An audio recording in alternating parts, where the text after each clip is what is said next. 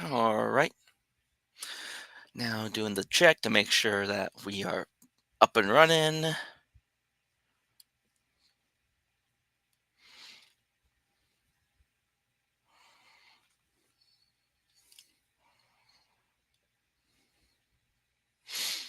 All right. Currently live on YouTube. Let's double check Rumble.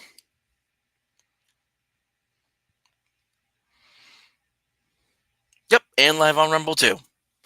All right, so we are all good to go. Good evening, everyone. This is once again Hunter, aka the Ultra American TTRPGer. I hope you all had a good week. A little bit better compared to recent events that have been happening. We're not going to delve too much into that, though. It's like if you want to see my thoughts on all that, like I keep saying, go back a couple days. I think it was last week, maybe week before. Watch that video, and everyone else's videos has been released about since then. But we're not going to dive too much into that this week because I'm trying to relax a little bit. Because of everything going on, I fell behind on my solo videos I've been doing, and I've been trying to catch up on those. So the Dungeon Crawl Part 2 of my Barrows and Borderlands solo series, I'm hoping by next week that actually no, I can't. Well, I won't release that next week because I have another guest coming next week. So stay tuned for that. So it'll be the week after that, maybe if I get it done on time. But I am not going to be alone for this one because sometimes I don't like one being the loneliest number. So I brought along my good buddy tonight, Mr. Dash. Hey, how's it going? I'm good. So Dash, besides all the video games you've been playing, did you get any tabletop gaming in this week? Um, let's see. I actually missed. I did. I did play some. I was playing some D&D on Tuesday, like I normally do. There's a game shop, so I did get some tabletop in, and I unfortunately I didn't know if Ironcaster was doing a game, so I missed that. But Yeah, I ended up missing it too because I don't know why. As much as I like OSE, I just got really bored with it after a while. So because it just feels like a lot of the same rinse and repeat kind of stuff. Which yeah, is I mean, it's not. No, I'm not saying it's a bad system. It's good, and it's definitely the much better version of what like Basic Expert should have been, in my opinion, at least. But after a while, it just feels like a lot's like rinse, repeat, go again for the most part. You're just trying to survive enough to level up to get all the better stuff. All right. Well, this one actually is a video I have been planning to do for a while, but then life caught up with all of us, and this one's kind of long overdue because about a couple weeks back, I had reached over 100 followers on my YouTube. I think I'm sitting at about 113, 114. It kind of fluctuates a couple here and there, but I'm still hanging out over the 100 mark currently on my YouTube. And it was because I had a friend of mine. I don't know if you may follow him, you may not. Dash. He goes by Unscripted and Unchained on YouTube, and he does. oh, I've He's a heard of him. yeah. He's an older guy. I actually had me on for an interview and all that, just getting to know me more and talking more about tabletop stuff. But he does he does a lot of like some RPG reviews, talking about new games, a lot of old school games and all that. He currently is doing a series where he's actually showing off all the games on his shelf. It's actually kind of cool, like some of the older games that he has, because he's got some like old school like D&D stuff that he's had. Because I think he's in like his 50s. I want to say I could be wrong, so I don't know. But he told me about this video and I'll share it really quick. And you may or may not have heard of this guy too. But the reason that he kind of that whole interview came to be was he found this video that that he came across All right, several let's weeks see it. back. So you may hold on. So you may or may not know this guy. This is a guy that goes by Gamers on Games, and he is. I don't even know his real name, but it's like I could care less to know his real name at this point. He's one of those guys that like. It's funny because his channel is Gamers on Games, but if you actually scroll through like his channel, it's more politics than anything else. Not even that much stuff about games, unless he's showing off some 40K type thing. But he made this video that Unscripted Unchained, or DM Bloodworth is his name too, came across that, and he shared it with me Because at first, when he told me that someone mentioned me in the video, I thought it was a good thing. I thought someone was like saying like, "Oh, I follow this guy. He's cool. Go check him out," kind of deal. That's the video I thought I was going to get, and that's not what this video is. All right, let's see. So, well, let me see who's in the chat. Hold on. I see Michael Dale in the chat, Jeff from Denkar in the chat. I think I saw Jack McCarthy is also in the chat, but it didn't pop up because I just happened to see it when I was on YouTube because I'll explain more as we play this video. I think I'm speeding this up a little bit so we're not when our brains don't melt as we listen to the shill coming out of this guy's mouth. So, all right, here we go. Yeah, so I'm guessing it's a crate. Gamers on Games. Now, I was not expecting to be making this, and I'm doing it while I'm still a little cheesed off. So I kind of want to harness that and figure out where I'm going to go with this. So this is going to be completely unscripted, but bear with me, please. So, what happened in this particular event is someone I actually very much respect. I consider a friend, or at least at bare minimum an associate. Said, "Hey, listen, my buddy's got a channel, and he's looking for people to come on and talk to him and everything else. And would you like to do it?" And I said, "Listen, I respect you. I haven't had a chance to see this guy. I don't even know who he is. But if he's a friend of yours, I'm sure it's fine. So let me just, look at my schedule." So, for some context here, because he doesn't mention names at all, but the show he's talking about is my buddy Jack McCarthy's John with Jack show, which he does usually about every Monday. He usually will have some creator of some sort on just to share like a game they've made or just talk TTRPG stuff. I was on when he invited me on to talk about my Wretched Dixie supplement that I released about a few months back that I did for the Red Room's Game Jam. And so even though he doesn't mention the show, this is the show he's talking about because I found out when I was sharing this video around originally talking about, hey, this guy apparently mentioned my name and now I got all these subscribers now. Oh, Jack McCarthy confirmed oh yeah, he heard about my mutual friend was trying to was wanting to see about this guy coming on the show because apparently I guess he's made something too. I don't know, but apparently, and you'll hear more about like how that all went down. But for context, the show that he's talking about is my buddy Jack's John with Jack. And if you don't know who Jack McCarthy is, you may have seen he did this Gobstein event last year where he was raising money for children's meant for like I forget the exact name of the charity, but it's like Children's Mercy Hospital, something like that, where it's like the hospital that provides care in the homes for the families to live in while their children are getting like care and stuff for like the more severe kind of cases, kind of deal. And he did this whole he did this whole like big battle, like fantasy battle royale was like goblin, halfling, and elf armies like all fighting against each other. And if you donated to the charity, you got to dictate what happened in the game as he ran the whole Gobstein tournament, basically. Yep. And so I'll go ahead and continue here. And I will do it. The friend and I started talking, just kind of shooting the breeze, and he threw me the link to one of the guy's episodes. It actually happened to be the same link that he sent me the first time. I said, "You know what? Listen, I got a little bit of spare time. I will listen to it while I am doing something else." So, I'm doing my something else, and I'm listening, and they bring up terrible people. And terrible people, particularly awful people, to the degree that they were banned from Drive-Thru RPG. And there was a whole kerfuffle about, we're being censored. They were ejected for having definitively objectionable material. All right, so Dash, how familiar are you with the Red Room? Never heard of the Red Room.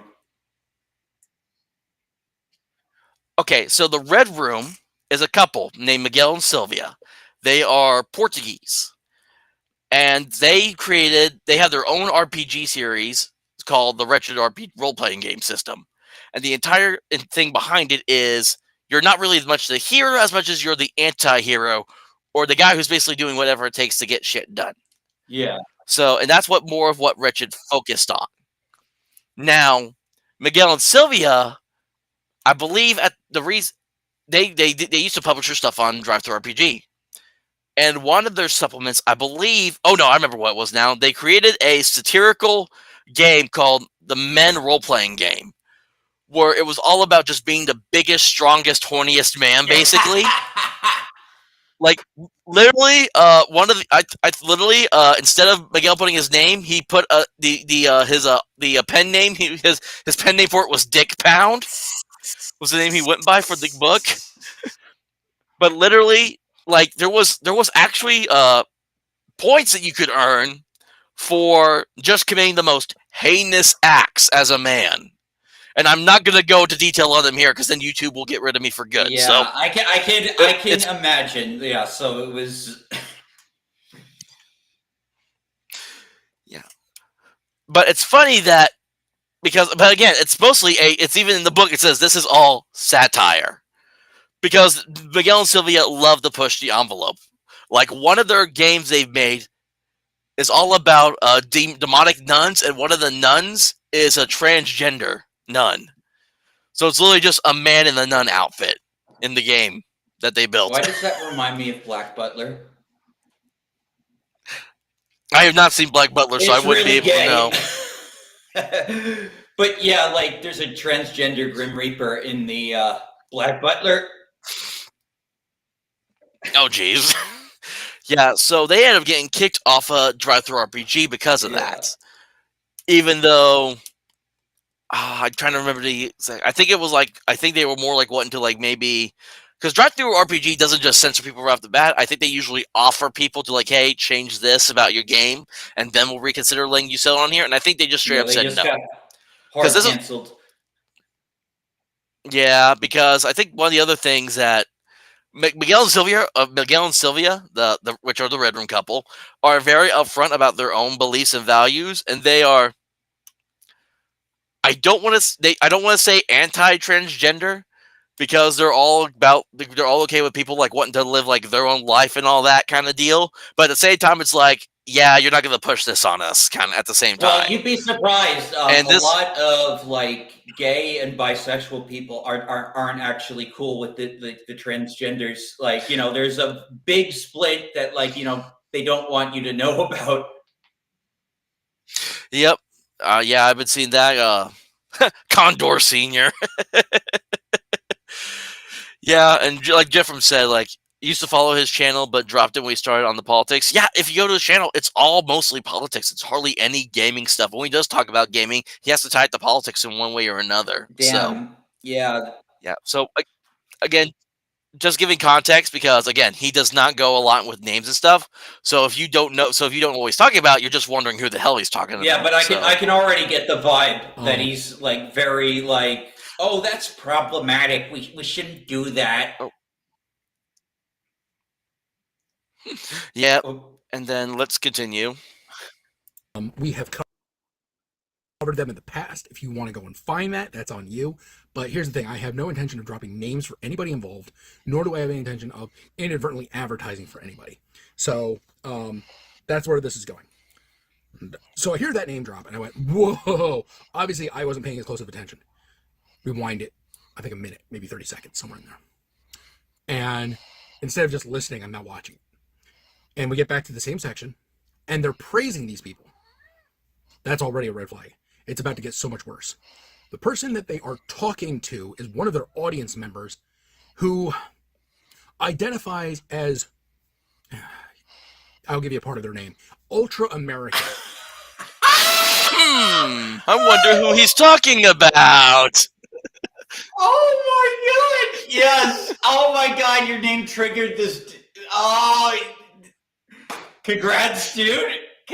Yeah, I know. Some people are just. Oh my god! Patriotism.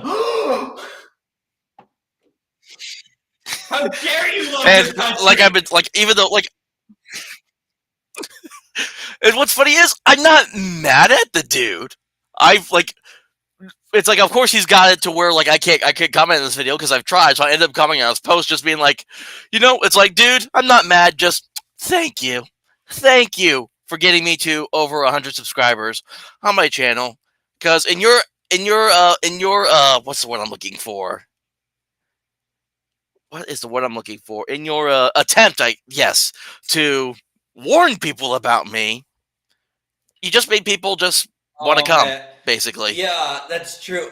I don't think I've had like I think the closest I've had to people doing a video on me was when Melanie Mack like covered me when I was arguing with John F. Trent about his. Did she really? Yeah, I covered it in my Goonergate video. Like I played part of that video. That's, hold up. Oh, Savage Brewski here in the house. How you doing? Hold on. I just saw Jeff Frum's chat here. He clearly is talking about your non-union Mexican counterpart. What would even my what would be like my instead of a hunter, I would be Hector. Anyway, let's see what the rest of what he says. Like, I want to see how triggered he gets from your profile. Yeah. Ultra American username. I said, okay, that sounds ominous. The fact that the person who wanted to have me on for doing channel work. I'm sorry. I can't. Sorry. It's just because again, I've watched the whole thing before, but I'm still like at the same time I still get like I'm not triggered, but it's like I still laugh at like some of these parts, like my name being ominous. He's being ridiculous because it just shows you like when you said this guy was political, like yeah, he's been watching too much CNN. I can tell. Yeah. Well, apparently this is an old video he recorded too, because I guess at one point YouTube was like shadow banning him, so he just had a bunch of stuff saved up. So this was probably like months old, maybe, before he released the video onto YouTube. But yeah, oh yeah, I'm sorry that me loving my country is somehow ominous. Yeah. Yeah. And Jeff from for why the video was found, I think a friend of DM Blood Wars shared it with him, if I recall correctly. Because that's how I came to find this video, was DM Blood Wars ended up sharing it with me. Yeah, he does make a point. The like ratio should be way higher, and I do see that you did give it a like, which is funny. Yeah, because he has almost 5,000 subscribers, yet only 6 likes, and only 111 views in the 1 month it's been out. Yeah, I mean, like I have videos that do better than that sometimes. I mean, I'll say it. He's bot farming. He's bot farming for subscribers. I bet you 100%. Oh my god! I would bet a month's paycheck that he buys his subscribers. Yeah. All right, let's hear what else he says about how ominous I am. Is praising a disreputable company, and then they're getting this, and they're having this interaction with somebody who identifies as ultra American. I go and research the ultra American person. With a name like ultra American, I got exactly what I thought I was going to get. Yeah, I mean, I'm not gonna lie. The reason that the Ultra American Teacher RPG came to be was because people like this fucko here kept on trying to cancel me, slander me, and I've even had people say back when because again, I used to have it on my profile that I was a dad, and I took it off because people kept on trying to say I should have my kid taken away from me just because I don't agree with them. Yeah, those people like that, they always take the low punches, and it's very like sad, and I hate when they bring kids into this. Like, leave people's family members alone. Yeah, because honestly, I think it would be more concerning that someone who is pro-choice would what's the word I'm looking for? Yeah, I'd be more concerned about someone pro-choice having kids than someone pro-life having kids. Yeah. Jeff from always the ominous Ultraman of the RPG scene. Yeah, that's another nickname I use every now and then because someone just called me Ultraman one day when I was chatting with them, and so I was so it was funny because like my profile picture when I first started, I had Bandit Keith to go for the America kind of thing, and then because of me mispronouncing a name when I was doing a rant video one time, I ended up becoming because I meant to say Jones County and I said Jonestown. So I started so I went to the joke of being the Jim Jones of classic gaming. That's how that name came to be. And then people start calling me Ultraman too, and I'm like, am I in my villain arc? I guess. Yeah, you're the ultra like patriotic supervillain who plays tabletop games. Yeah. And it's like I wouldn't even call myself like a absolute patriot or anything. I just love my country, despite its flaws and the mistakes we made.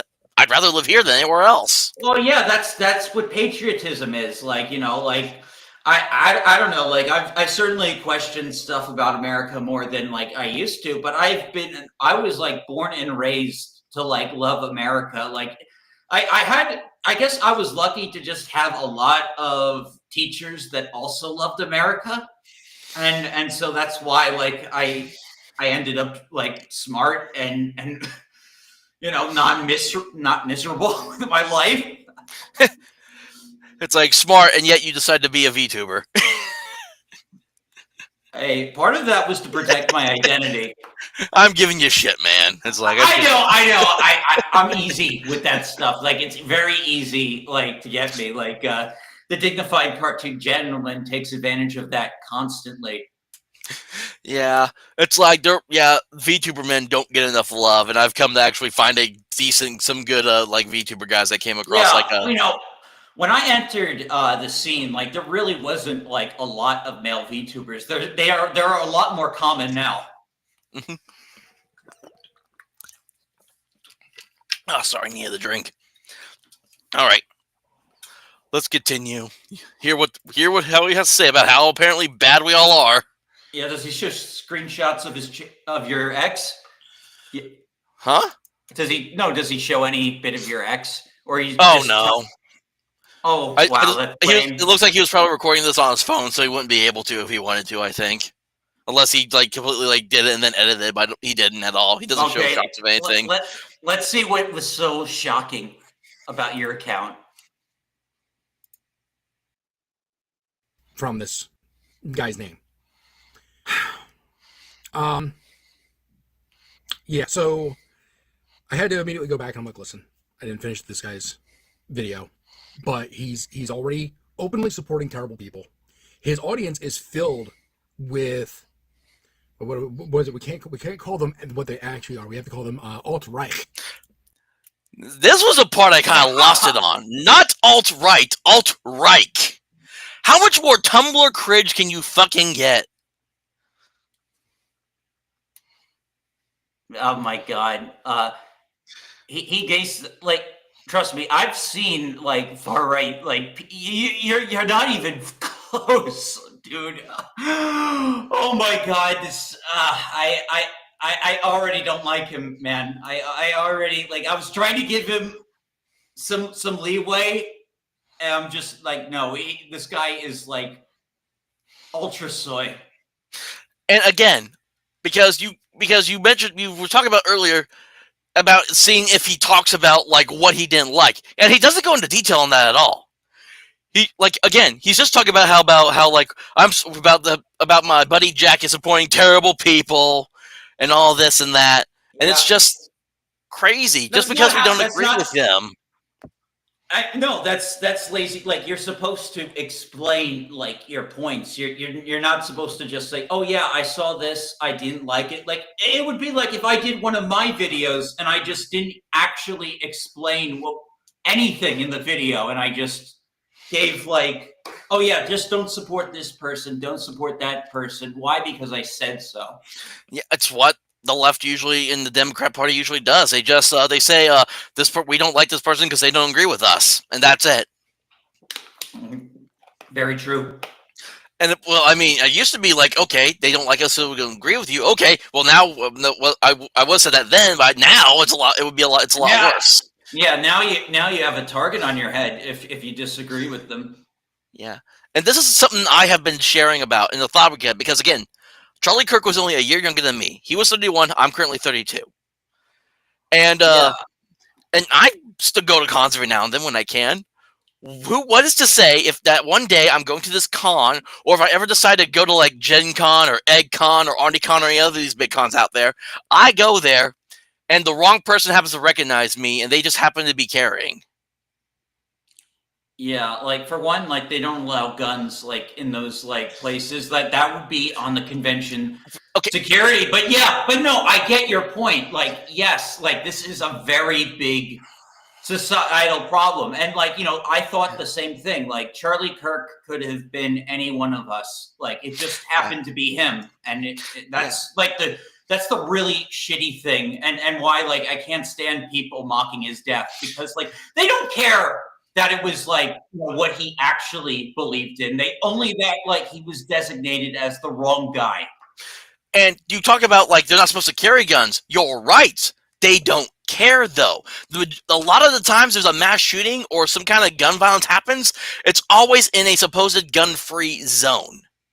Most of the majority of the time is where a lot of these places, because you like if you go to a like I remember this was like a few years back, there was a military recruitment office that was labeled a gun-free zone. So there were military people there, but they weren't allowed to carry. Then someone went in there with a gun and killed, I think, like 2 or 3 people and injured a bunch of more. This was like back in, I want to say like mid-late 2010s this happened. Yeah, I think I remember that happened during Obama's presidency. Yeah. Yeah, so it's not the fact that it's a gun-free zone, not supposed to. They don't care. Technically, college campuses are gun-free zones unless you're specified security. So by that logic, there shouldn't have been that guy on the rooftop. The fact that they had no security on the rooftop, like, did we not learn from last year with Trump? You protect the Yeah. rooftops. But what if it's slanted?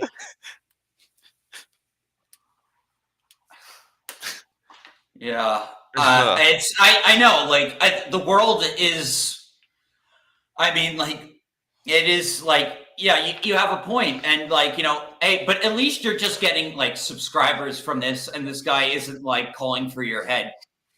Yeah, and it's actually funny because there were people that like I've been following for like a while that didn't even like Bloodworth. I had been following him for some time. He had no clue I had a YouTube channel until he heard this guy talk about me, and then he looked me up and then was like, "Oh, this dude I've been following for like months now has a YouTube channel. I should subscribe."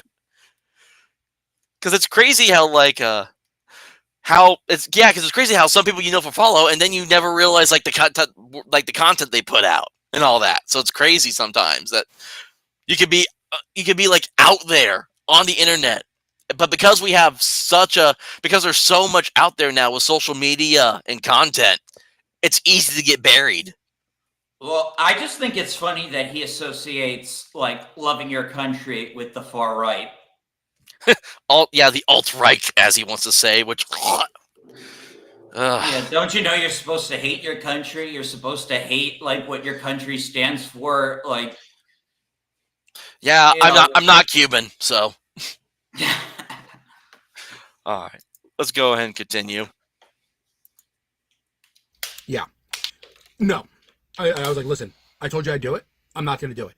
I had also subbed to this guy before I started listening. I'm like, I told him about it. I'm like, I'm unsubbing. I'm not going to leave this person a comment. I'm not going to leave this person any sort of attention. Because one, if I leave him a comment, that's going to farm engagement, which helps him. Nope, not doing that. The other thing I'm not doing is I'm not using his name because I don't want to have a bunch of people brigade him and drive up his traffic, which also will help. Now, see, I'm okay with. If you don't like the stuff we put out, and you just don't want to subscribe, don't want to comment, don't like, good. That's what you're supposed to do. The idea is, unless you're just crazy, like I guess like the most of us apparently, you don't usually interact with things you don't like. So I'm all for that. Like I'm not gonna force this dude to watch my shows or to watch my streams. I'm not gonna do that.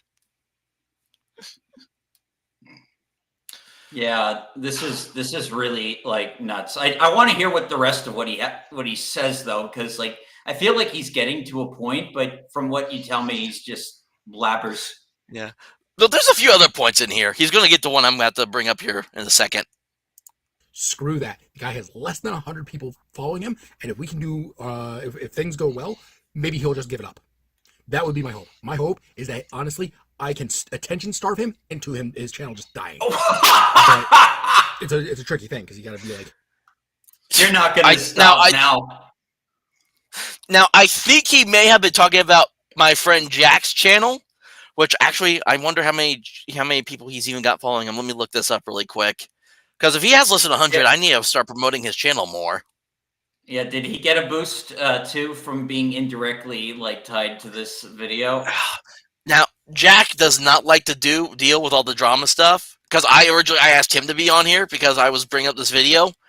And he said, it's like, I appreciate you for asking. I just don't want to really get into all that drama stuff. I just want to focus on my RPG stuff, which I respect the dude, love what he's doing, so I wasn't going to force him to be on my show. But he said he'd still watch the video, and he must be, because I think because he left a comment. So now let me see if he is... I'm trying to find his channel now. He's almost at 100. He's at 93 subscribers right now, so I need to try to push him a little more. He did get a boost. Yeah. And I mean, he does his Monday show. He doesn't stream all the time, but I mean, he usually does every Monday. He always is getting someone out there. He's very much he's not Brois R, but he's kind of Brois R aligned with some of his game styles and all that. But he's not like a 100% like Brois R dude. Jack McCarthy is a great dude. He's fun to talk to, and he comes from a good heart. So. And then, for me, if he was talking about my channel originally, look how that turned out. Yeah, actually, let me... I'm going to actually put my buddy Jack's channel in the chat. So that way people, if you're not subscribed to him, people can go subscribe to him. Let me do that really quick.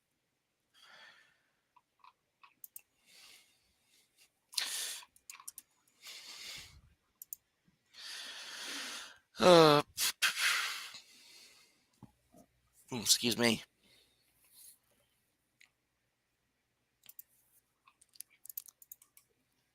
Copy and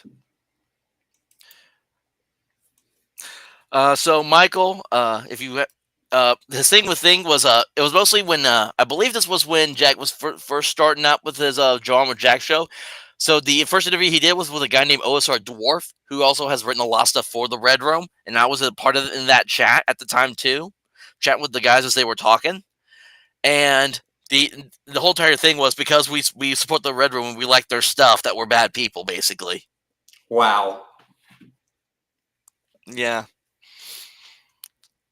And yeah, he doesn't really say anything by name.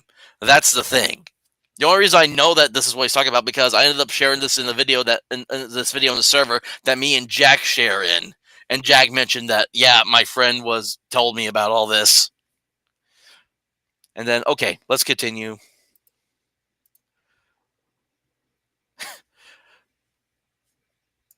Michael, keep yourself out of other people's bedrooms.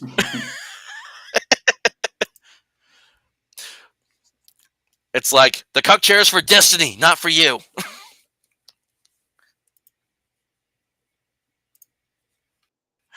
I don't want to give attention, but we're going to give attention. No. So deal. The reason I'm bringing it all up and the reason I'm so freaking cheesed off is this. When you are offered an opportunity to be at a convention, to go on a channel, or whatever else, you absolutely have to do your research. Even if it is coming from somebody you respect, somebody you have utmost, confidence in, like I did, still check. Do your research. Because here's the thing. I realized with the size of my channel, even with our traffic engagement problems right now, I'm about to say, what about the size of your channel? Because you say you have this huge channel, you have the subscriber count that would say so, but your likes and your views say otherwise. And so he acts like he's this big hotshot. Yeah. And I do understand somewhat about the whole, check where you're going. Because at this point, I wouldn't want to put myself on, some leftist or commie channel. Maybe before everything that happened, I'd be like, okay, if we can be cordial about it, I may. Now, I wouldn't even step foot into a place like that. Like, I'm not gonna go. Like, I would never attend OrniCon because one of the people that spoke out and tried to make fun of the Charlie Kirk assassination was a guy named Justin Alexandria, who's Is some he? prominent. Is he like a? Does he work for Omnicon? No, no, OrniCon invited him as a guest. And I think Justin Alexandria, I think he's some big shot RPG writer. I don't know much about him to say 100%, but he was one of the other leftists that made fun of the Charlie Kirk assassination. But what's driving it crazier is there's a lot of people have been commenting on the OmniCon X page asking why is this guy going to be here when he's done these basically when he's such a horrendous person, and OmniCon was hiding the comments. OrniCon is not even addressing it. They've just been trying to avoid it and saying the problem goes away. Interesting. Yeah, and then like you could tell what he's good because I think the picture that they shared with the guy, it's a Dungeons and Dragons shirt, but it's the trans colors.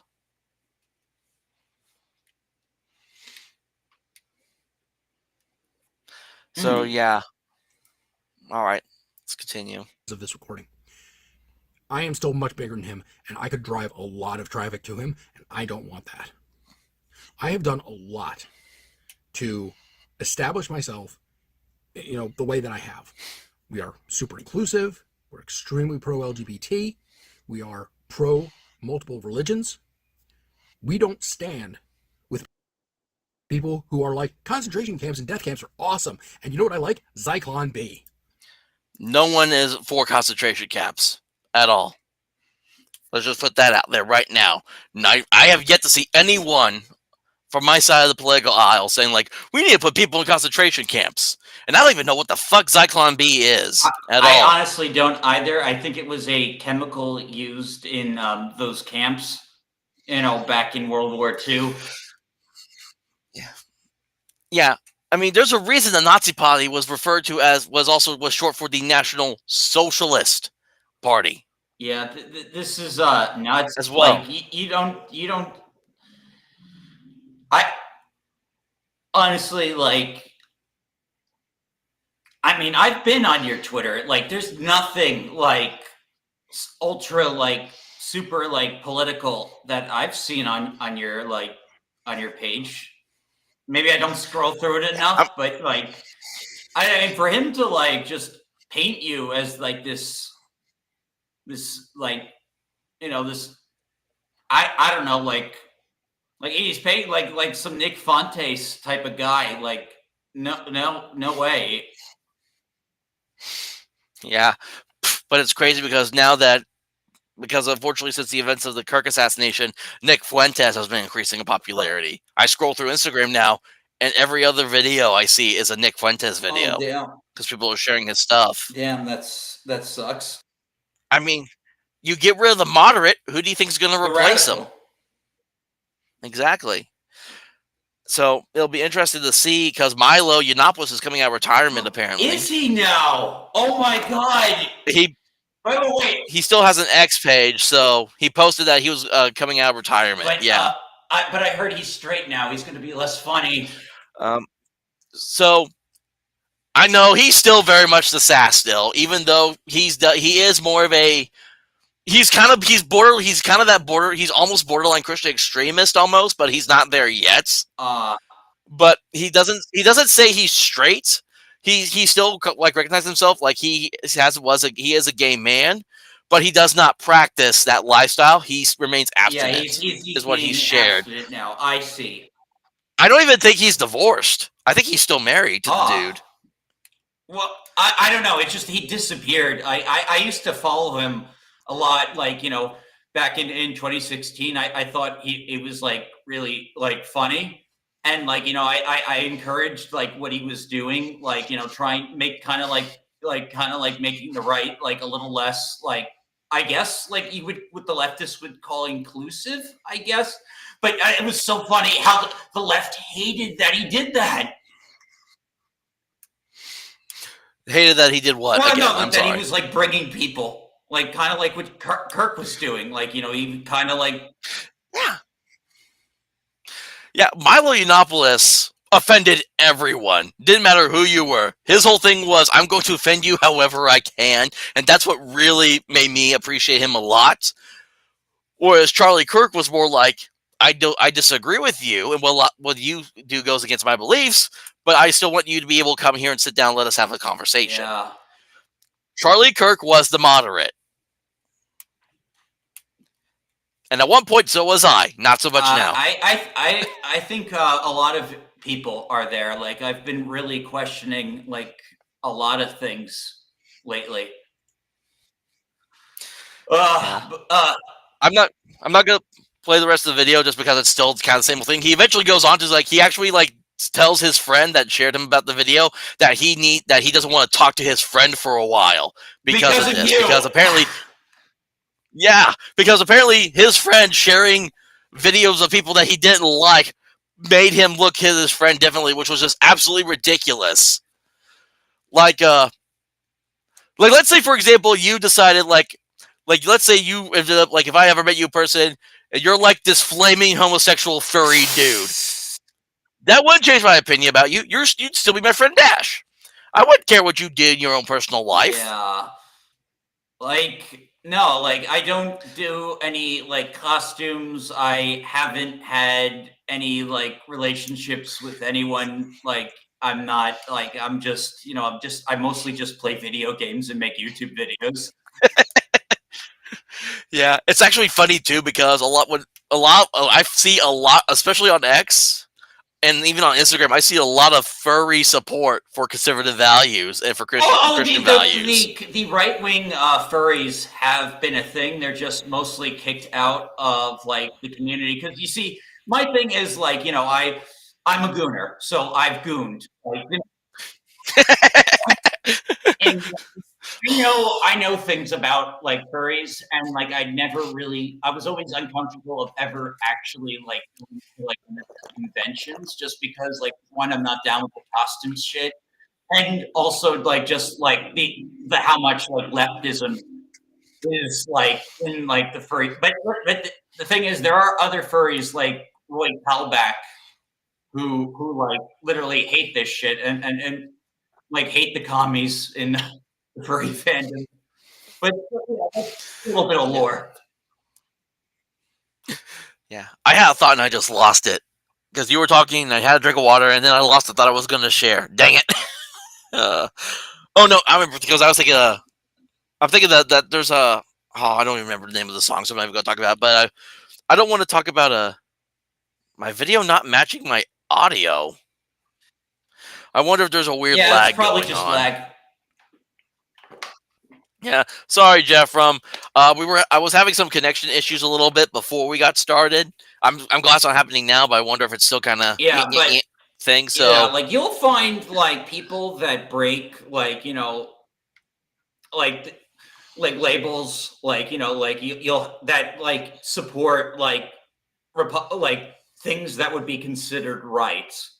Like that you wouldn't think because like everyone wants to think like everyone from a particular group has this sort of politics and stuff, and that's not always the case. It's just that like the vocal majority always like fuels those perceptions.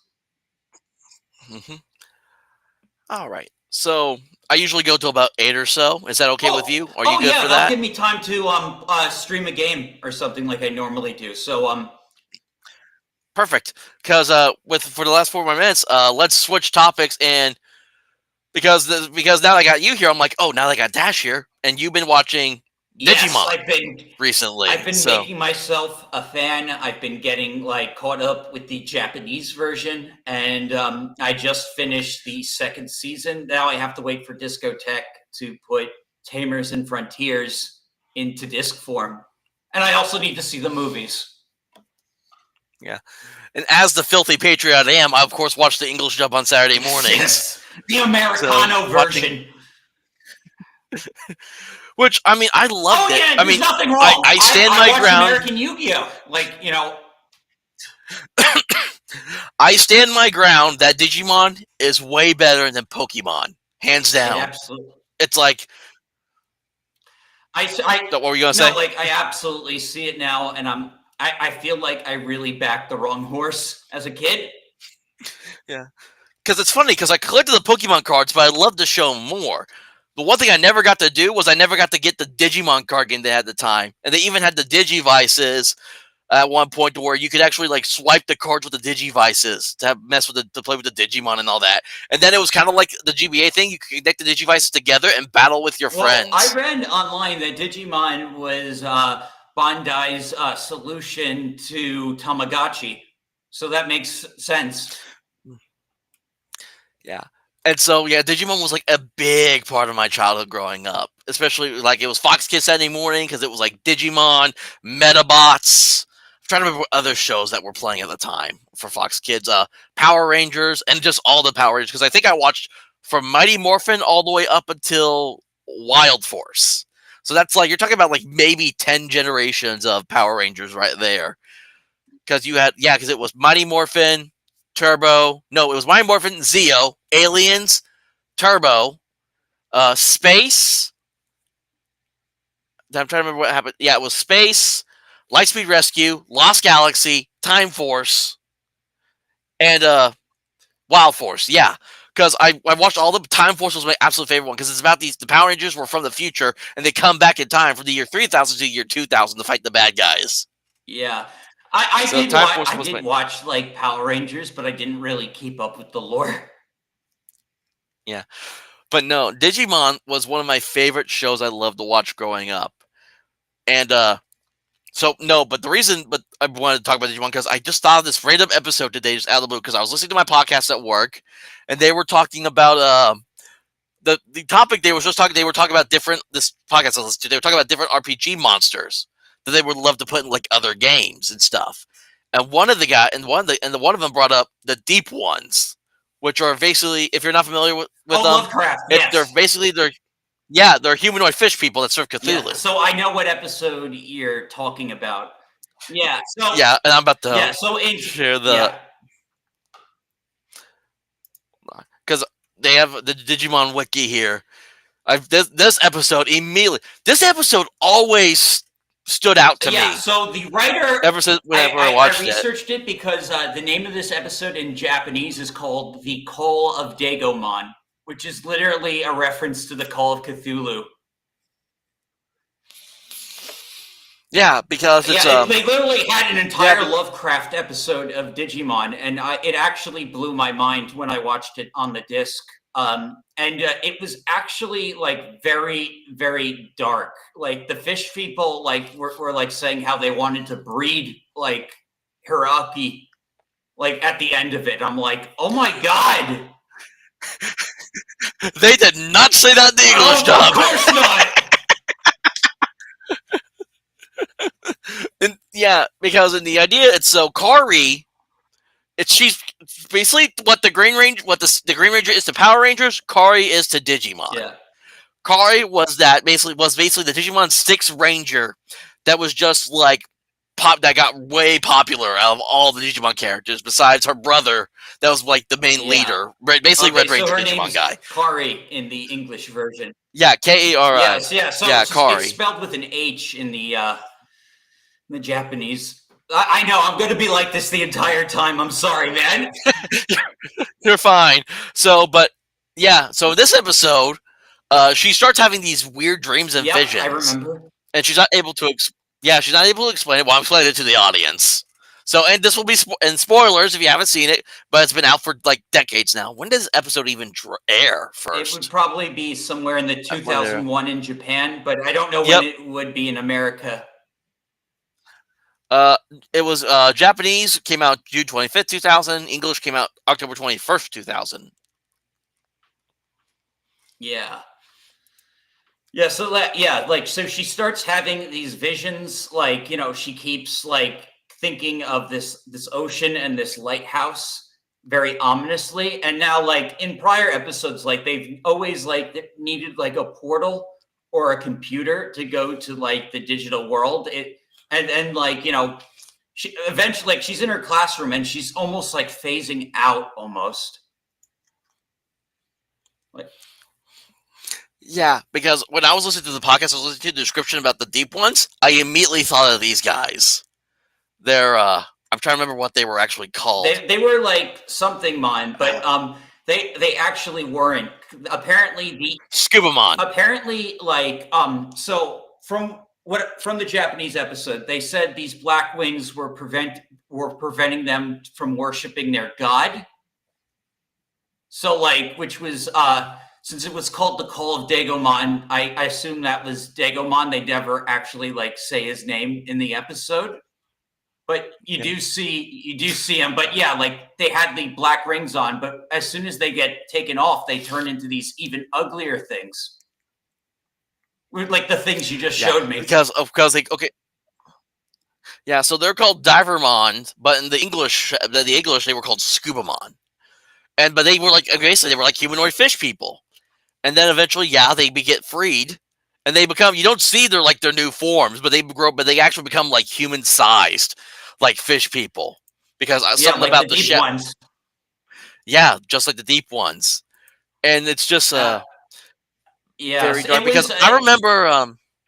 Go ahead. Yeah, the writer of this episode, I looked it up because like this all the Lovecraft stuff piqued my interest. He went on to like be the head writer of Tamers, and like apparently, but prior to this, he was brought on as a guest writer because he had done a lot of Lovecraft, like in the past. So like they basically brought him on and they made like an actual horror episode of this show. Yeah, it was. It's like I think that's what part of it. What stuck out to me so much was just the horror aspect that they pushed for a Oh kids yeah, television. there's the in the Japanese version the Izumoff sign in the episode. Right, so they don't have a picture of because I remember I can visually perfectly remember how that episode ended with the Dragomon coming out of the water in his like that weird like that shadow yet TV static form. And I was Yeah, you remembering that don't. earlier today, and I was like, "That's Cthulhu." Yeah, he's called Dagamon, but he has the form of Cthulhu. Yeah, and I never knew what he looked like because again, they never go back up on it, so you never knew like exactly like how that actually ended until now when I actually decided to look at what he looked like Yeah, on here. I've seen pictures. I think he's been in some of the games and other media, but like he was Okay, never that in didn't the work. anime. Well, I mean, the outline was no. Apparently, I did see. I'll have to confirm this because I think I saw on here he was in the. Hold on. Before I say anything else, let me. Airdramon? No. Where is it? Yeah, Dragomon. There we go. Oh, he's called Dragomon. He's called Dagomon in like the Yeah, actual I see Lovecraft that. monster in Japan. Yeah, is a sea animal Digimon, an evil god Digimon called the depraved monk of the deep or sinful priest of the ocean floor. Yeah, don't tell. Yeah, that's Cthulhu. And that Yeah, even like gives off Cthulhu vibes right there he with should the be tentacles. called he should be called Cthulhumon, not Dagomon. But the deep ones are Yeah, more associated with Dagon than they are and with. yeah, this he also appeared in Digimon Fusion. There is an Okay, episode, I guess, that he appeared in. I have not seen any Digimon Fusion, so yeah, so I want to watch all these. I really want to watch the entire series. I only saw like a handful of episodes of Frontier because at some point after Digimon Tamers they stopped airing Digimon on Fox Kids Saturday morning, and it was like for me it was like Channel 4 either early morning or late or as soon as or early afternoon they would air the episodes. So, but I would have loved to seen like what else he would have been like in the series if they actually expanded on that.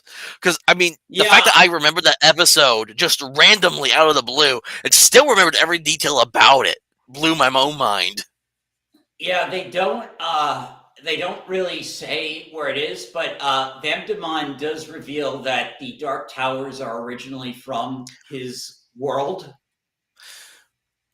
Yeah, So the Dark Tower storyline in Adventure 2 was awesome though. That was such a fun. yeah, they were creepy. They were creepy. Like they started Yeah. because they kept being relevant to the plot. Like they never stopped being relevant. Like they were always looming. And then Oh when you yeah, started seeing because them in the real world, even after, because it was basically Digidestin versus like one of their own, and even after they convert him basically to the good side, the Dark Towers, and even the Dark Spires, the Dark Towers, and all that were still around. And then you got Mummymon and I forget the lady's name, Mummy Arachnamon, Arachnamon. Arachnamon. Yeah, they start going around and making more monsters out of the leftover towers, Oh my, and that's when you get Mummymon ended up being my favorite character of that season because he was just hilarious. I'm not sure like how funny he was in the English version. Oh, Dagon is a servant of Cthulhu, likely why they are calling this the depraved monk of the deep. so the Japanese dub people knew what they were doing, and then they screwed it over for the English dub. Oh, that's what happens. They were trying to make it more kid friendly, so anything that like any references to Satan or anything when Vamdemon resurrected in and became that big monster in the first one, he became it at the 6th hour of literally at 666. 6 o'clock, 6 minutes, and 6 seconds. Oh wow! Yeah, Yeah. and I did check that reference was completely expunged from the American version. Yeah, when it comes to TV, US Oh is yeah, just but really crappy. especially for that time, and it's just how anime was done. Like they had to sell it to a kid's audience, otherwise they couldn't even put it on TV. That's just how anime was done in the past. But it's why Digimon is like so popular. Like so many people, like yourself, grew up with it was because they did like resurface it. But like that's why, since I'm watching this as an adult, I went for the Japanese version. Yeah, I know Tubi had them all at one point, but now it's just that Digimon Try they have on there now. Well, I want to see those though, because Digimon Try is like the original Digidestined as adults, is what it Yeah, is. I'm definitely going to order the Shot Factory version once I get caught up with the other Digimon movies Discotek released. And then I guess I'll be caught up with the entire Adventure series. Which is weird because they know what these kids look like as adults. So, like, those Tri series would have to happen in between that epilogue. Yeah, because oh man, I remember watching the Digimon movie for the first time, but it was like years after it first came out because I didn't see it when it like first popped up, because I think it appeared after the first Digimon Adventure, but before the second one. So if you had watched it before watching the second one, you wouldn't have understood like all the stuff about the Armored Egg Digivolutions and all that at the time. Really? Yeah, because the kids from the second adventure are in like the last half of the movie, where they fight the virus monster Digimon again. Interesting. Have you seen the Digimon movie at all? I look. I ordered the first and second season. The movies like Discotek did release those movies. I can order them. They have like they're releasing them in collections. So they've released all the adventure movies and one of Tamers, but they haven't remastered Tamers yet. I didn't even know Digimon Tamers had a movie. Yeah, it probably didn't release. But Hold on. apparently, like a lot of them have had movies. Oh yeah, there's one called Digimon: The Beginning that was released in 2023. Hold on, I'm looking up. Yeah, I Digimon was movies. like, Wikipedia was like where I went when I decided, like, okay, how do I become a Digimon fan? And there is so much material. I was like almost dumbfounded. Yeah, this one I'm talking about, this was the very first one released in 2000, was Digimon the movie. There's 3 different stories that happened. The first story actually goes more in depth about like how the Digidestin came to be, where they actually see the fight between Greymon and Parrotmon. Yeah, I read the synopsis. Yeah. So apparently, like those, the Digimon movie in the U.S. was a supercut of like several like different like of the Digimon movies, and like supercutted like into one movie for the American audience. Yeah, but the soundtrack was slapped though Oh, I'm for that sure. movie.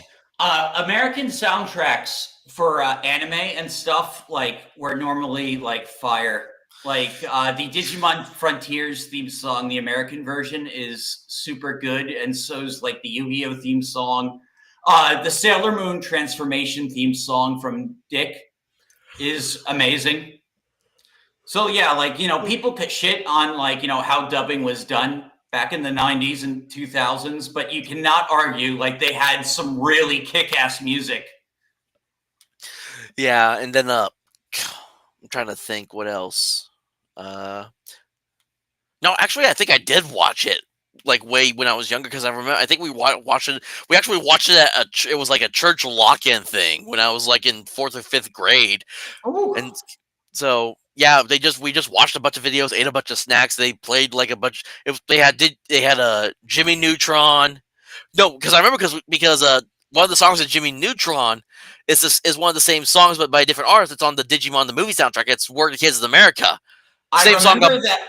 same song on both soundtracks, different artists though. Yeah, I remember them playing the Kids in America song for the commercials for the Digimon movie when I was a kid. It's some you remember things better when there's music attached. I think the funny part about the Digimon movie was the little kind of like short they put at the front of it was oh frick. What was that one kid show that had like the weird like magazine cutout face kids that were like in all black and white? Was it like Anaconda or something like that? Uh oh, like oh yeah, like, it was like they were all paper mache. I do remember Yeah. that show. It was about this girl. I didn't really watch it like too much, but yeah, that was a weird show. There was some. Oh, man, that's gonna bother me now that I can't find the name. I can't remember the name of the freaking show because it was one of those. It was because it was like early 2000s. They had some good shows, but then they followed up with some weird ones too. But I remember. Did you watch Metabots at all?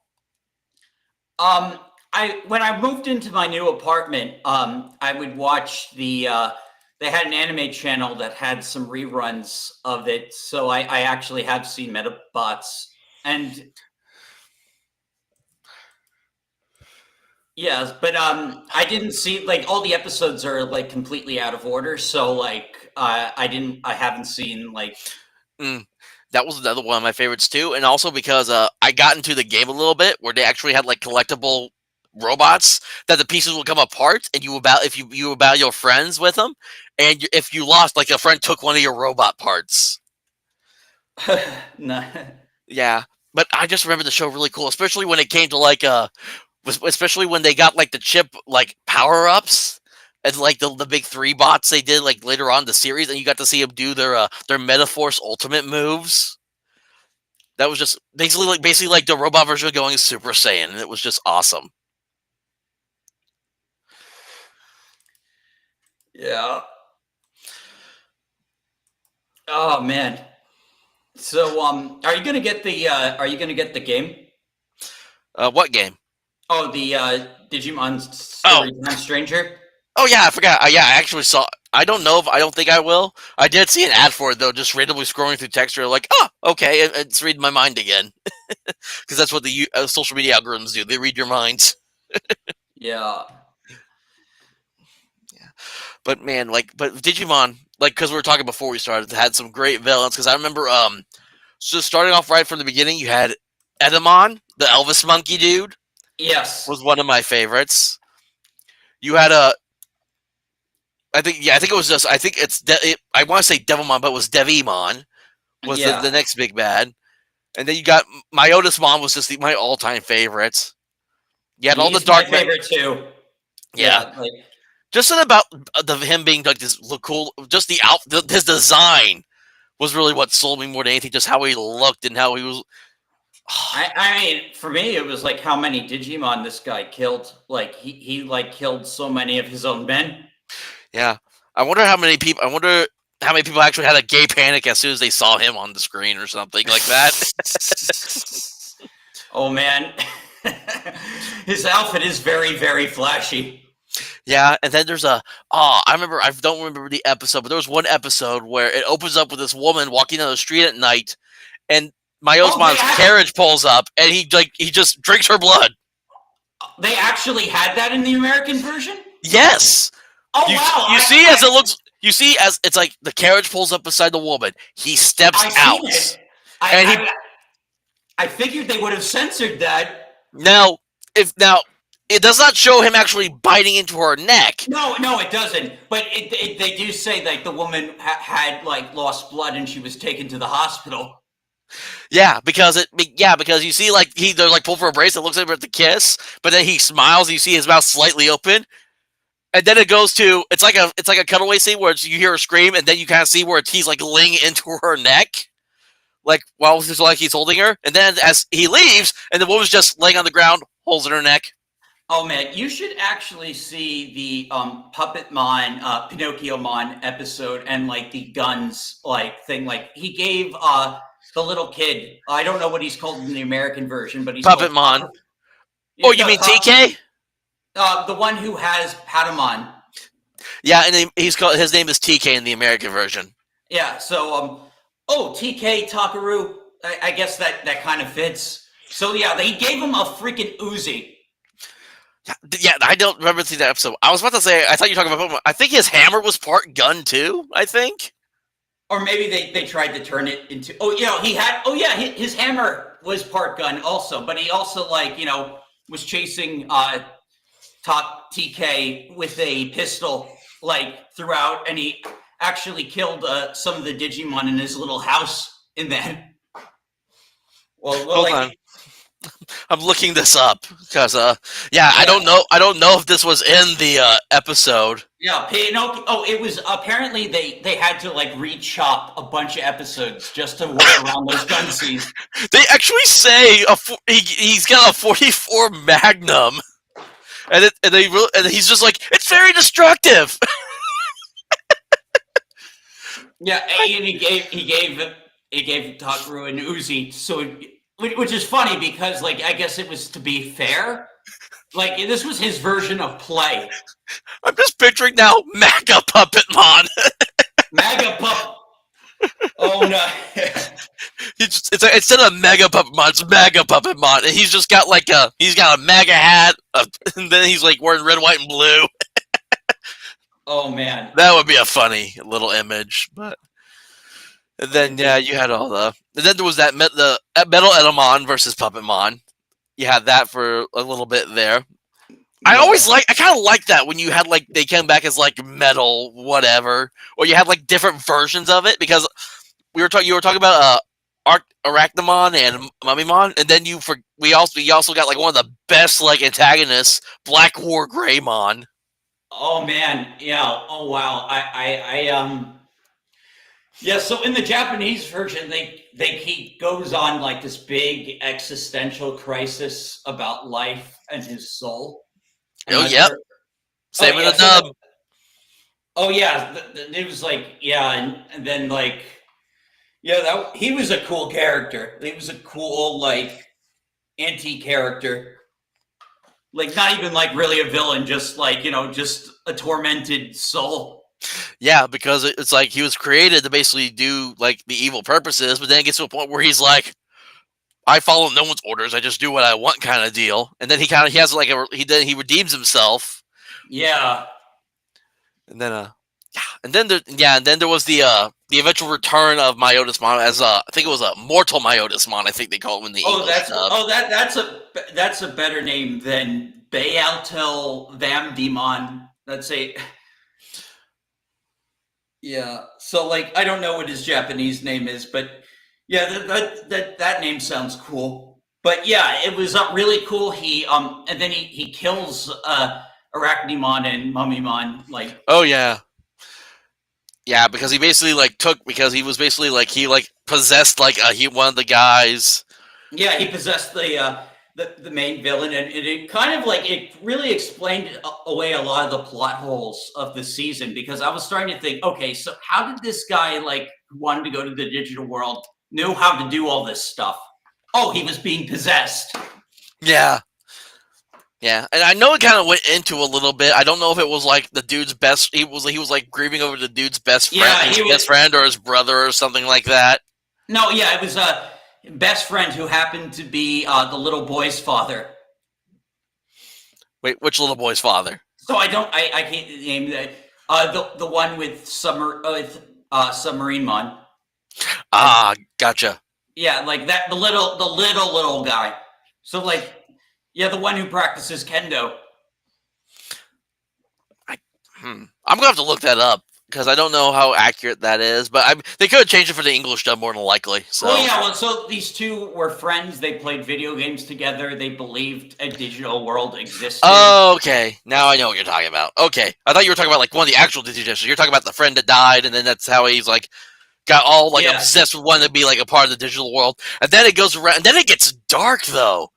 I mean, I forget how dark the show got because he goes around like taking like the life essence of children to I try was to for wondering his how they were goals. gonna. I was wondering how they were gonna handle it because, like, they were just abducting. His minions were like Arachnimon was like, and Mummymon were like abducting kids while they were off saving the world. Yeah, because like in that final episode before like the final arc, he's like going. They're like fighting Arachnimon and Mummymon, and the guy's like, "Take your assets, take yours," and the kids are just falling over, almost dead, like in a pile, as he's taking all Yeah, their life essence before he transforms into mortal Myotismon. yeah. It was like the one girl like got sick. The one girl got sick. He like she got a flower growing on her head, and he like absorbed it. Yeah, because that's like their essence or whatever it is. I forget what the actual Well, explanation for it. in the Japanese version, it's called the dark seed. Yeah. So I thought it was like their life essence because every time he took it and the kids would just pass out, basically. So you don't Yeah, know. I don't know if they were like if he like killed them by taking it or yeah. So like in the Japanese version, it's like so like they took this dark seed from Ken, which was like I guess was like making Ken like kind of evil and smart, oh and then oh he implanted them in the children, and so they would foster and grow, so he could like. So apparently, this was all about Vamdemon's way of resurrecting himself. yeah, because he basically tricked them so he can come back to life. Crazy show, man. Crazy show. But so good though. It was. I loved Digimon when I was growing up, and then when it got into Tamers, that was my jam No because spoilers. No spoilers. I no. want to get into Tame. You know, for everyone's, So everyone's gateway furry, Ramnamon. So I will let you know, Tamers was very meta, as it was almost like because it was funny because they had the Digimon card game in the show, so it was like these kids were walking around playing the Digimon card game, and they had little devices they would use for it too. Well, then some of the devices actually became Digivices, and what they could do was they could swipe their cards, and they could either summon Digimon or give their Digimon power ups. So they Ah, actually so made like so they actually it's weird because it was like they basically took like modern day like oh we have this card game it's fun and we get to imagine like we have these things like and then it's like no you're summoning him or giving power ups like they're actually so like they swiping the basically cards it's basically Digimon Yu-Gi-Oh then. in a sense yeah but they each have their own Digimon and then they could like swipe the cards for the Digivolutions and all that because that was another great thing that Adventure 2 brought to Digimon was the DNA Digivolutions where the two DNA. would combine the one. Oh yeah, Joe Cross Evolution. It's called in Japan. It's like Yeah. I don't know. It's supposed to be progress and joint. Yeah, it's a very nonsense word. Yeah, they call it DNA Digivolution in the English Yeah, dub. the fusions Yep. were really good. I think Sylphimon had a really cool design. Like the when you had Gatomon and Akilamon become like the cat fighter woman. Yeah, And then, or yeah, I don't actually know. Like when they fuse. Yeah, yeah, I think that's it because it's like the humanoid design, but it's like a big cat human type person. And yeah. I think it was what was it? Palindromon was the other like for the main two Yeah, was there. the one with the guns. Yeah, Yeah, well, it's like a dragon kind of thing, Thirst, but then he can like change forms to be like a knight type dude, which Yeah, was actually really cool. And then you had a Imper- Yeah, that Shikak. He has a weird name in the Japanese version, but I didn't like that one. Like that one doesn't really have as cool of a design. it was still kind of cool though to still see that happen when they finally got the chance. Because the thing with TK and his Digimon was they were always like kind of last either to reach their evolution, They because in kind the, of always are. yeah, I don't know why. I don't know because okay, Angelmon was also like really cool, and then you got Angelwomon, which was like everyone's awakening. I think as their little kid. Like Yeah. I know there's an artist I follow. They good like it's really cool. Angelmon and it's like Lady Devimon artwork. Oh, nice. Yeah, and I think there actually is a DNA Digivolution for Angelwomon and Lady Devimon, to where Oh, of course there. it's like Of half course and there. half. Yeah, I hope that's in the game. That would be cool. I don't know what it's called though. I don't know the name for it. I've seen it though before. And then it's funny because I had a Digimon toy at one point, and it came with like a pamphlet that had all these Digivolutions for like some of the Digimon.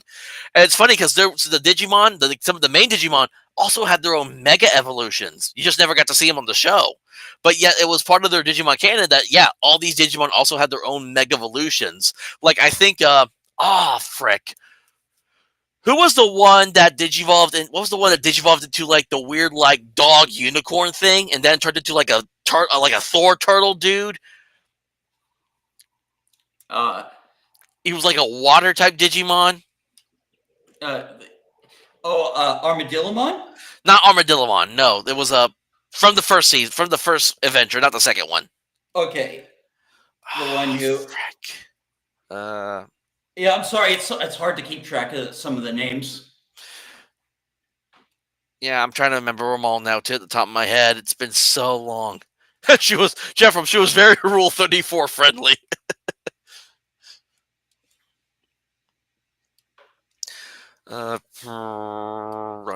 You know what's actually Yeah, interesting is there's not a lot of Digimon stuff on Rule 34. Surprisingly, that's strange because, like, like if you go on like for Affinity and stuff, it's like there's so much Digimon stuff on there.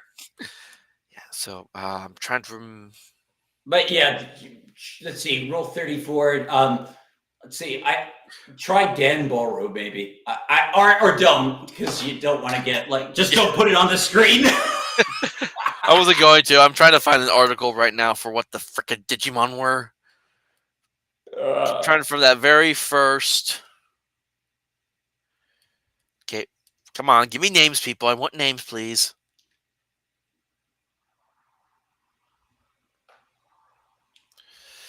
Uh, hmm. Come on, I would like names. Names would be nice.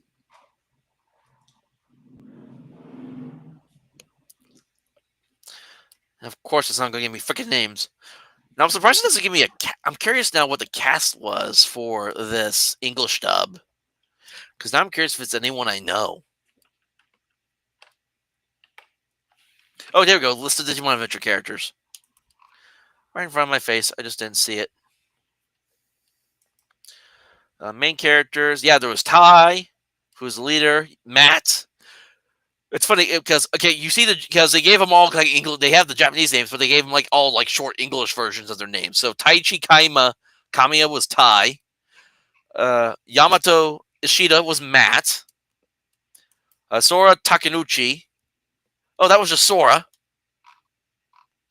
Koshiro Izzy Izumi. That's Izzy. She had the cactus. Oh, then you had Mimi, which Mimi was like the American of the group, or was supposed to be. Oh yeah, her name's Mimi in Japan. Mimi Taichikawa. Yeah.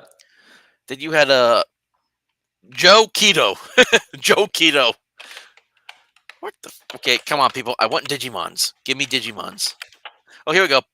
Partner Digimons. Not Agumon. That wasn't it. Good lord. It's giving me all their freaking Digivolutions now as I'm looking through them. Not Not Biomon, that was the bird. Palmon was the cactus. Ah, Gomamon, that was his name. He was like the little seal dude. Goma. Yeah, Gomamon. He was like a little seal, turned into like this furry, like dog-like with a giant like drill horn that he could shoot from his forehead. Then his then his then his like ultimate then his next Digivolution was like this weird like turtle dog mix, but he had like a hammer like Thor that he could like strike lightning with. But then he had this mega evolution called Vikingmon, which was basically like a gold turtle dog version. Oh, here it is, Vikemon. Gomamon's Megaform, a Beastman Digimon with the appearance of a Viking walrus, uses ice-based attacks with a Morning Star, named Mjolnir, that he carries on his back. I'm sure I'm looking. Yeah, just Vikemon, Vike Mon. Oh, they named him Viking one. Is that's Well, actually a good name. Yeah, Vikemon, but he's like a Viking, so that's why I thought Vikingmon for a minute. I am there, going to so. be so confused when I play the game because they're going to be using all these English names. Yeah, but what's funny is like now Digimon can go down different because I remember when the Digimon Fusion games were coming out and I was watching people play them. There's different Digivolution paths now for many Digimon. Like I'm trying to remember. I think Agumon has several different paths. Has like 2 or 3 different paths now of like dinosaur Digimon that he can Digivolve into instead of just Greymon and all that. Yeah, you should listen to some of the music from the Japanese version. It's like some of it is like really good. I'm trying to find like some of it right now, but of course, like I'm sure it's all copyright stuff, so I can't really like play. But I definitely recommend like looking up the evolution themes for the Japanese versions because they're really freaking good. Yep. Well, we're gonna start to run a little low on time, so you want to tell everyone where they can find you at? Yeah, you can find me on Rumble, X, Kick, and mainly YouTube. Yep. And you will be seeing both of us again on Sunday over on the channel Rustic Rollers, as we are going to start playing the Curse of Strahd campaign module. Yeah, can't wait, man. Can't wait. Yeah. It's just so weird because I've avoided 5e like the plague for so long, but I've also been just dying to run a game. So when you said, hey, we still need a GM, and I'm like, oh, they're going to never play again. They're never going to be able to play this if I don't offer it. So, because, like, it's so hard to find GMs out here for a lot of games. Yeah. And so, like, I know, like, if I just ignored it, it's like you guys were probably never going to find a GM. So it's like, okay, and I've been wanting to run a game, so, but I'm looking forward to this too. I'm putting my own little spin on a lot of stuff, so I'll be interested to see how it all plays out. Yeah. And then, trying to think what else I need. You can follow me on X at Ultra Teacher RPGer. Find me also under the same name here on YouTube and on Rumble. I got merch out now. Links are in most of my video descriptions, which I need to update because I know if you were missing. And I'm trying to think what else. I think that's about it. Yeah. So thank you for joining us. I was actually, it's not the usual tabletop stuff that I usually like to cover, but I just figured, hey, change it up a little bit. This was a video. I kind of wanted to do that video just for the heck of it for a while, just because I told the guy, like, as a thank you, I'll review your video. So they literally commented on what it was supposed to I would do, review his video as a thank you. So when you see the thumbnail, you understand. So all right. Well, thank you for joining us tonight. If you were looking for something else to do tonight, here in about 5 minutes, I know the Dungeon Delver has his weekly Friday first edition Gamer World stream that he does. So if you like that, go to that Dungeon Delver on YouTube. And then at 10 p.m. tonight, this is all Central Time, so convert that to whatever time zone you're in. At 10 p.m. Central Time, Matt and Gary are back for the second watch of their weekly Friday night show on the Lord Mattias's channel. So make sure you go look for that as well. Everyone, I hope you have a good weekend and stay safe out there and God bless America. God bless America.